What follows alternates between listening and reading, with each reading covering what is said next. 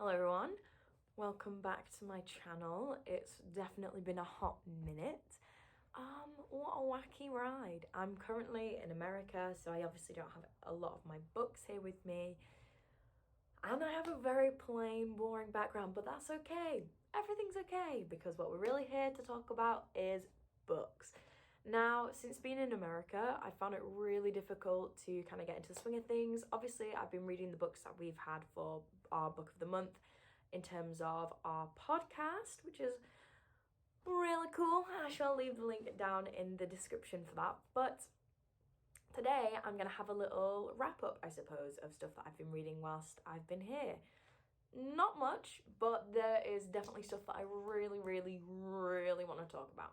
So I suppose without further ado, let's just dive right on in. So the first book that I am going to talk to you guys about is Mexican Gothic. Now, the podcast that I am involved in, which is the Backpackers Book Club, we did this was my pick for October, and this is by Silvia Moreno-Garcia.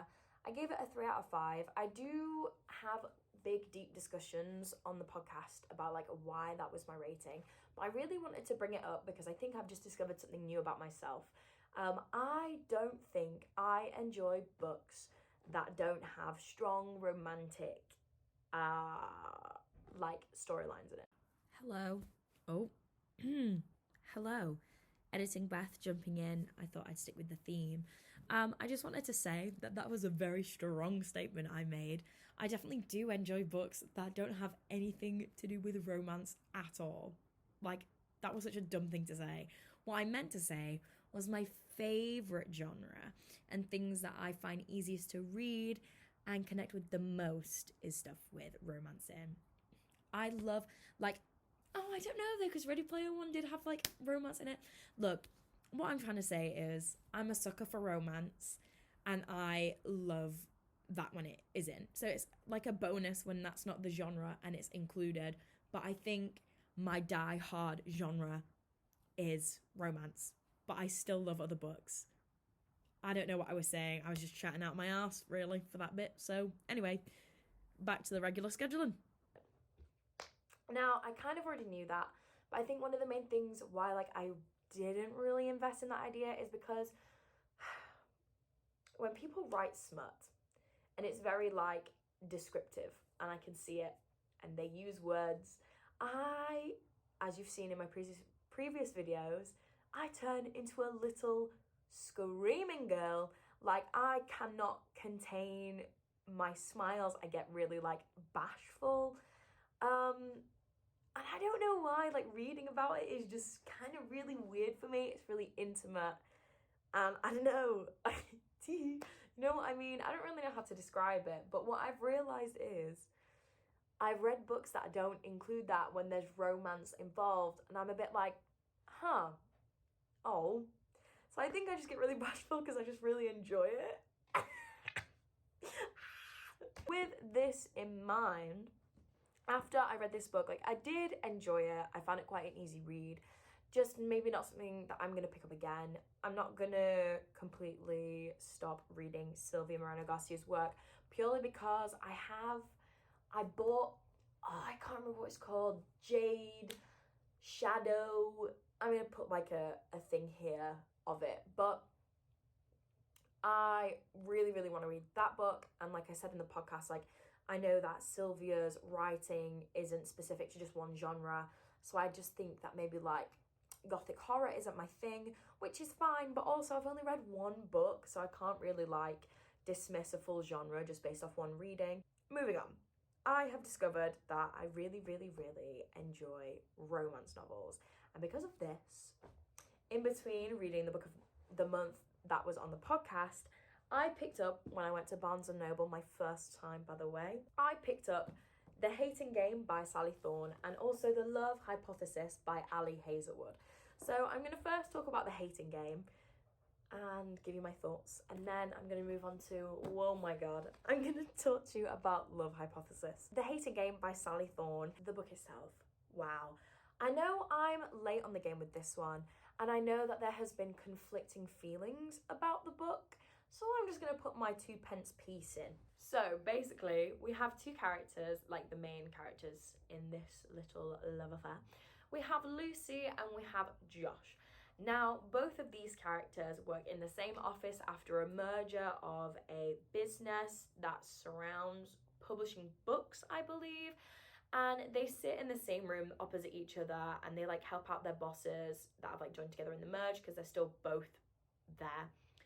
And they sit opposite each other and they play games. But like the games that they play is like, oh, they'll have like a staring game or like blah blah blah. I can't really remember a lot of the games. They have like these mind games that they play with each other across the room, and like Josh keeps a tally of it, and like they're just very snoopy, very sneaky, very cheeky games. But you can tell straight in the beginning that they are flirting with each other and that something is gonna happen. And I did enjoy that. However,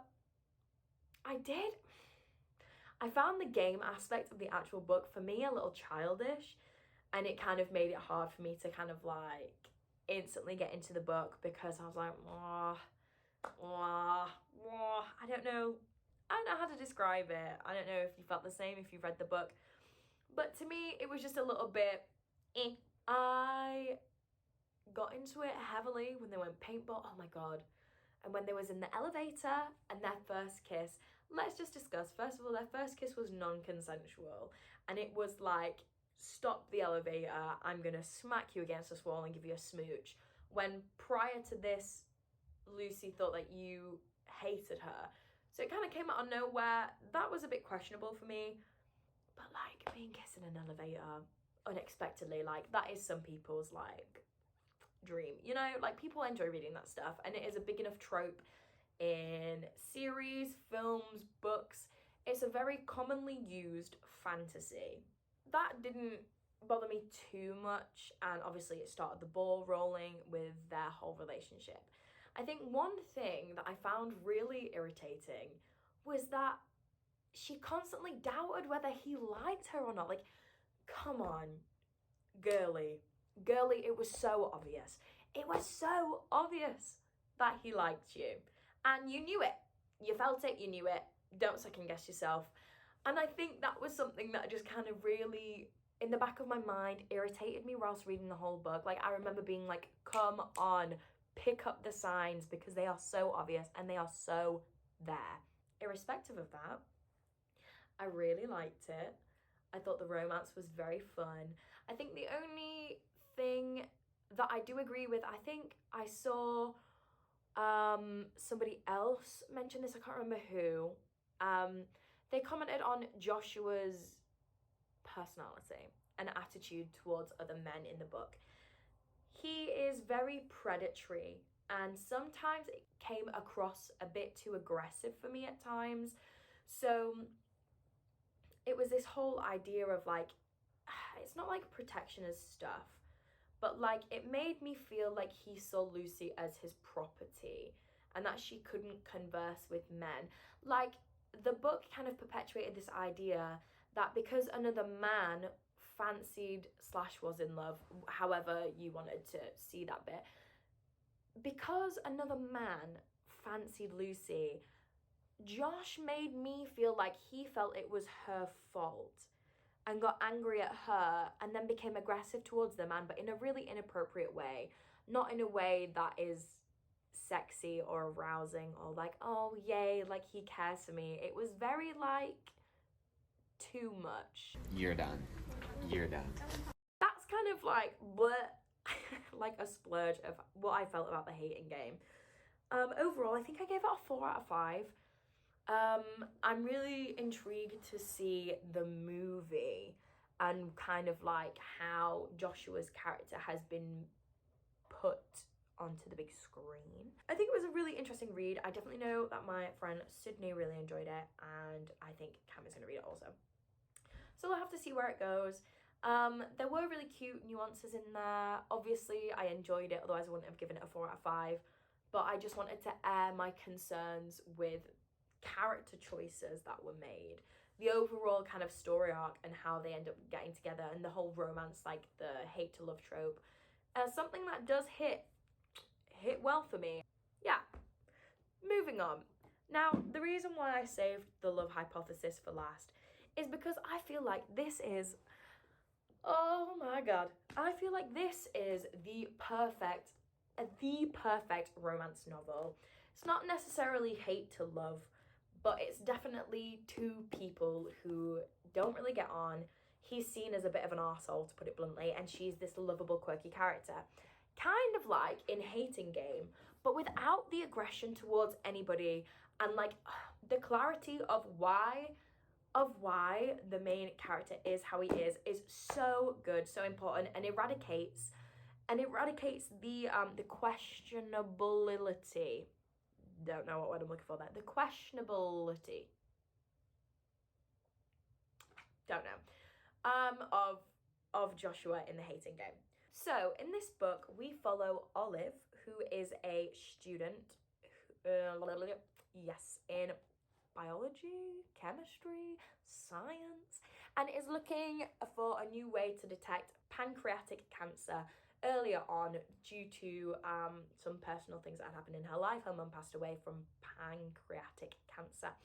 And Adam Carlson is a teacher at the school, but he's in a whole different department. Like, they are no way, it's not like a student-teacher romance, again, because I don't think that would be a positive thing to reinforce. And there's a section in the book where he speaks to his advisors, asks if the relationship is okay, make sure that it is legal, XYZ. So again, like, it addresses like things that could be seen as really questionable and like not okay, addresses it and makes sure that it is all cleared up and everything is consensual, everything is legal, and there's nothing booky going on, which is something that I really appreciated about this book. Anyway, so our main character Olive, she is dating this guy Jeremy, and they break up, and her best friend Anne really likes him but doesn't want to date him because of girl code.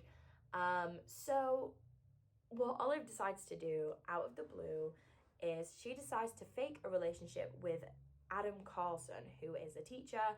He's got a wide rep for being not nice, making people cry, is quite moody, not necessarily angry, but really harsh. And yeah, so everybody always questions her decisions, being like, why are you with him? Obviously, it's a fake, secret relationship. But they agree to it, and they meet up for coffees every Wednesday morning. And they just kind of get to know each other and have fun. And they start to realise that they like each other as friends. And then obviously romance ensues. And they fall in love. And I don't want to spoil anything. But like 5 out of fucking 5. Like, I gave this, like, I wanted to give it higher. I think I was on Storygraph and I tried to put in a 5.75. But like the highest you could do was a 5. Like, this is the perfect romance novel book. So not only does it air out any complications in terms of like what I just said earlier, but we also like see consent in every way, shape and form. In like the more like spicier scenes, we see consent. And then we also have Adam, who says that he doesn't know if he's ready. And then there's a brief discussion about that. There's also a section where it deals with sexual assault. And that is dealt with really, really well in the book. The way that it is described, the way that like the action takes place surrounding that, I think is really good and draws attention to, you know, real life and things that can actually happen within this industry. So I think that's also really important too. We also do see aggression from Adam's side, but it's more not an attack on other people because like they fancy Olive or whatever. He's really respectful throughout the whole book. The romance build-up is absolutely phenomenal. I don't think it obviously hints at it very early on, but the build-up to it is just perfect. I was screaming the whole time I was reading this book. I literally think this book took me a day to read. It was so good.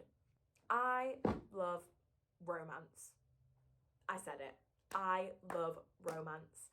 And I need more of it. Love hypothesis. Did it make me cry? Yeah, maybe. What I've discovered from being in America is I don't get into reading slumps. I am just not reading the right books. And clearly, what fuels me is romance novels. I love anything with romance in. Any little smidge I can get. Even if it's not in a romance novel like section or genre. Like, I really enjoyed Mexican Gothic because I knew there was something romantic going on, and that's what kept me going. I'm sure there is a reason as to why that is, but I am not ready to dissect that, and that's okay. So we'll leave it at that. This has been fun. Thank you for indulging me and letting me rant and splurge about romance novels that I've been reading whilst I'm here. I'm currently reading Memoirs of a Geisha with the Backpackers Book Club. Again, all of the stuff will be linked down below. I've switched to an audiobook instead of reading it because it's kind of difficult, but I'm not going to spoil my thoughts yet. I probably haven't spoken about them in the best way I could have, but I just wanted to sit down, have an extremely informal chatteroony, and I've done that. I've got my feelings across, and that's that. Thank you for watching. I really appreciate it if you made this far. Let me know down below which one you enjoyed more, The Hating Game or Love Hypothesis, if you plan on reading any of them, and if you have any recommendations for any book that has some juicy romance. Anything that includes any form of love. It could even be platonic, like, I don't care. I just need love. I need love. Neck tattoo. I need love. Anyway, right. See you later. I shall see you in the next one. Thank you.